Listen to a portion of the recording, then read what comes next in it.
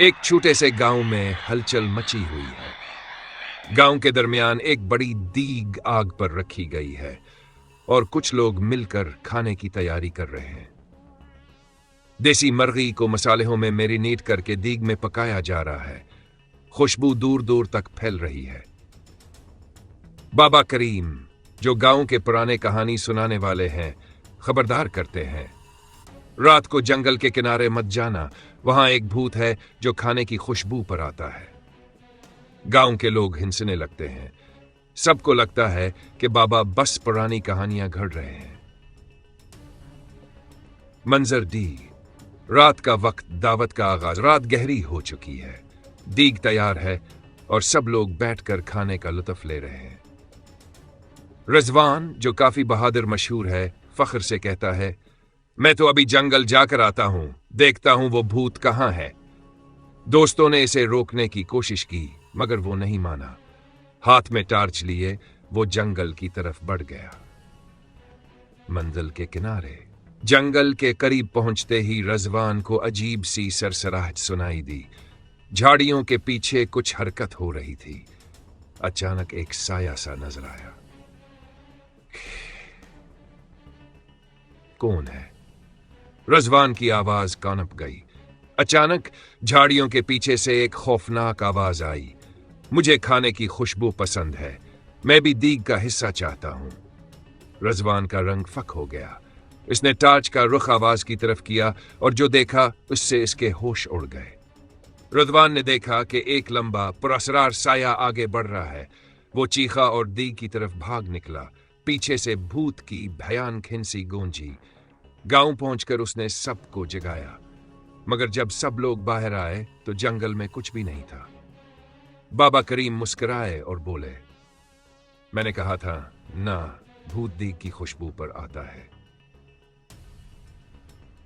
इसी लम्हे दीग के करीब जमीन पर बड़े बड़े कदमों के निशान नजर आए। गांव में सन्नाटा छा गया। खौफजदा गांव और भूत की वापसी। रात के इस वाकये के बाद पूरे गांव में खौफ व हरास फैल गया। हर कोई दीग के करीब पड़े बड़े बड़े कदमों के निशानात को देखकर हैरान था। बाबा करीम के अल्फाज सच साबित हो रहे थे। हाजी रमजान, जो गांव के सबसे बहादुर आदमी समझे जाते थे, बोले, ये कोई भूत वूत नहीं, जरूर कोई शरारती आदमी होगा जो हमें डराना चाहता है।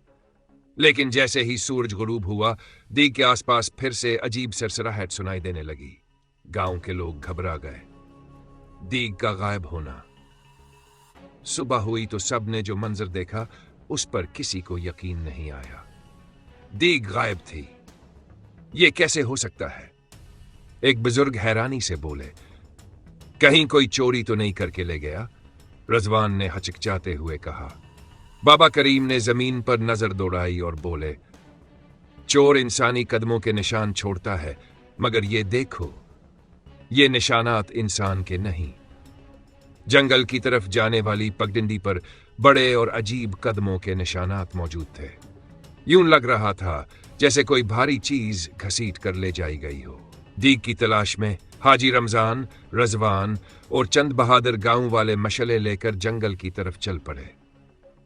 कदमों के निशानात उन्हें जंगल के बीचों बीच एक सुनसान जगह पर ले गए। वहां जो उन्होंने देखा उसने उनकी सांसें रोक दें। दीग जमीन के बीचों बीच रखी थी और उसके इर्द गिर्द कोयले की तरह सया हड्डियां बिखरी हुई थी। ऐसा लग रहा था जैसे किसी ने यहां खाने की दावत उड़ाई हो।